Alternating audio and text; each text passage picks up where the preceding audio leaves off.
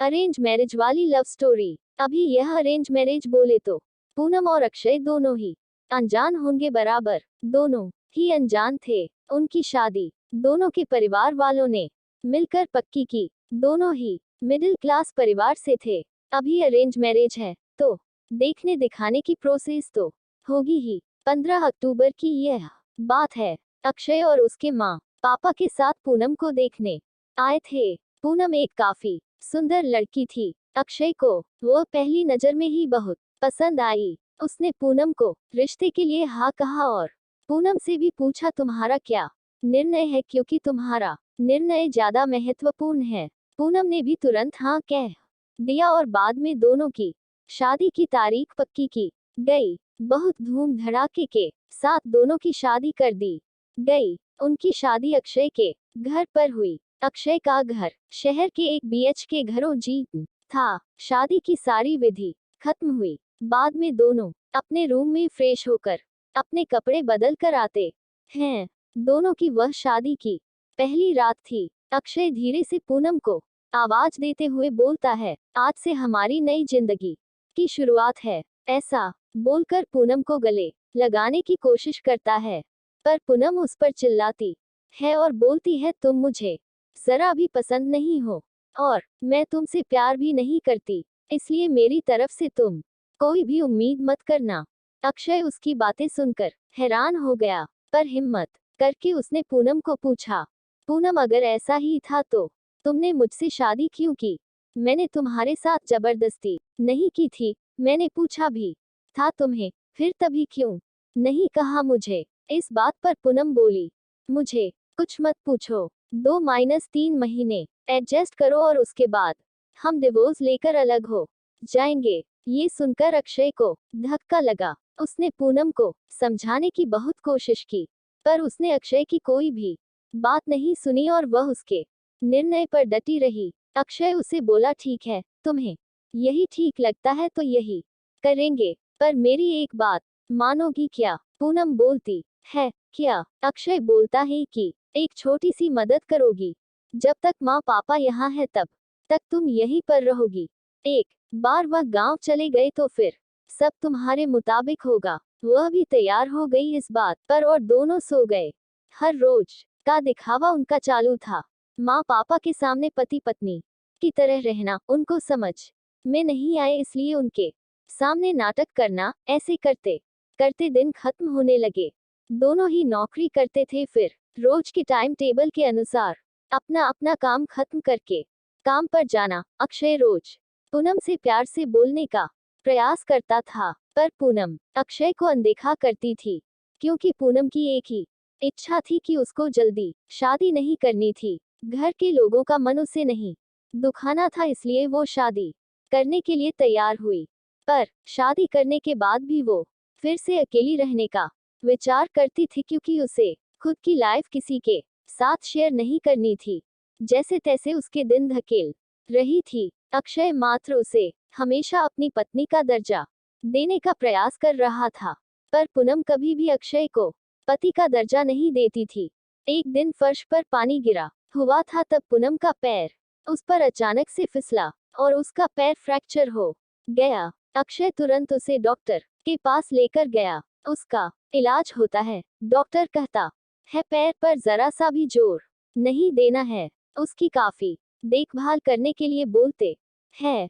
फिर क्या अक्षय उसका बहुत ख्याल रखने लगा। हर रोज उसके पैर की मालिश करता था। उसका पैर फ्रैक्चर होने के कारण उसे ठीक से खड़ा भी नहीं हुआ जा रहा था। घर के काम और खाने की जिम्मेदारी अक्षय पर आ गई थी, पर अक्षय को तो पहले से ही ये सब की आदत थी। इस वजह से उसे कोई दिक्कत नहीं थी। अक्षय रोज खाना खुद ही बनाया करता था। उसके माँ पापा भी उसे थोड़ा घर काम में मदद करते थे। रोज काम पर जाने से पहले पूनम के लिए नाश्ता और खाना बनाकर खुद के हाथों से उसे नाश्ता खिलाता और फिर काम पर जाता था।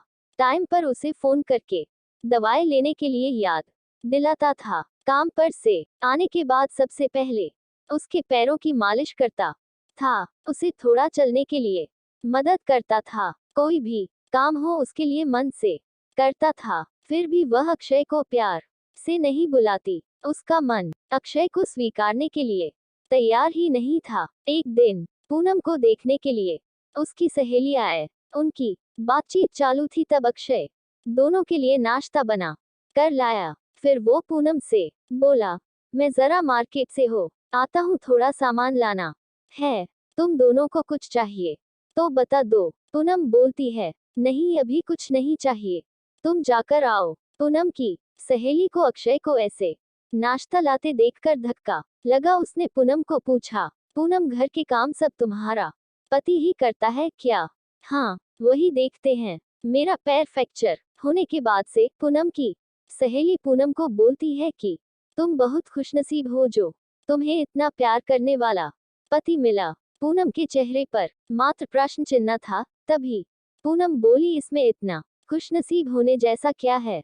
उसकी सहेली बोली, अरे मेरा पति मुझे पूछता तक नहीं है कि कैसी हो तुम, खाना खाया कि नहीं, और मेरे पति ने आज तक कभी मुझको चाय तक नहीं पिलाई। मुझे भी लगता था मेरे पति भी मेरा ख्याल रखे। ज्यादा कुछ नहीं पर प्यार भरे शब्द ही बोले तो बहुत होता मेरे लिए। बहुत इच्छा होती है यार, पर इसके बजाय मुझे हमेशा निराशा ही मिली। बहुत मन दुखता है मेरा यार।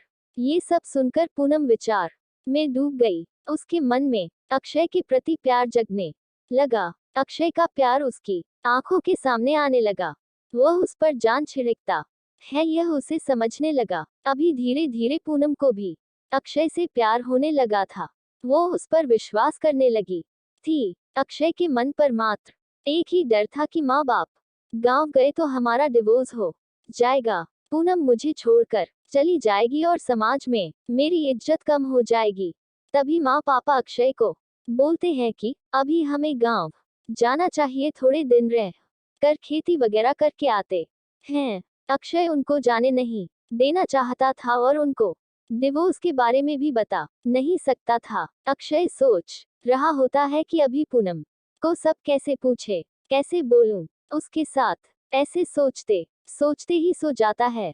सुबह उठता है तो देखता है कि पूनम बहुत जल्दबाजी में थी। वह जॉब पर जाने के लिए निकलती है। तब जाते जाते पूनम बोली कि अक्षय टिफिन बना कर रखा है, लेकर जाना। कपड़ों को इस्त्री करके रख दिया है और नाश्ता भी करके जाना, और हाँ आज घर पर जल्दी आना, ये बोलकर निकल गई। अक्षय मन में ही सोचने लगा कि जिसने आज तक एक ग्लास पानी तक दिया नहीं, आज अचानक ऐसे उसने इतना सब कैसे किया। अक्षय का मन बहुत अशांत हुआ हो गया। वह भी सब काम करके ऑफिस के लिए निकल गया। उसके मन में बस इतना ही चालू था कि आज हमें डिवोर्स के बारे में बोलना है। शाम का वक्त होता है। पूनम के बताने के अनुसार अक्षय जल्दी घर आता है। पूनम ने खाना बनाकर सब काम निपटा कर रखे था। घर पर आते ही उसे चाय देती है। यह सब अक्षय के लिए नई बात थी। चाय पीते पीते अक्षय धीरे से पूनम को पूछता है, पूनम तुम ठीक तो हो ना? तुमने निर्णय तो लिया ही होगा ना? मुझे छोड़कर जाने वाली हो इसीलिए सब कर रही हो ना? इस पर पूनम बोलती है, मैंने अपना फैसला ले लिया है और मैं कहीं पर भी नहीं जा रही हूँ। मेरी पूरी जिंदगी में तुम्हारे साथ जीना चाहती हूँ। और जाकर अक्षय को गले लगा लेती है। वो बोलती है, मैं तुम्हें छोड़कर कहीं नहीं जाऊंगी, मैं तुमसे बहुत प्यार करने लगी हूँ और अभी यह हमारा रिश्ता कोई भी नहीं तोड़ सकता। जिंदगी में बहुत बड़ी भूल हो गई होती मुझसे अगर मैं तुम्हें खो देती तो। अरेंज मैरिज करके भी तुम्हारे जैसा इतना प्यार करने वाला पति मुझे मिला, यही मेरी खुशनसीबी है।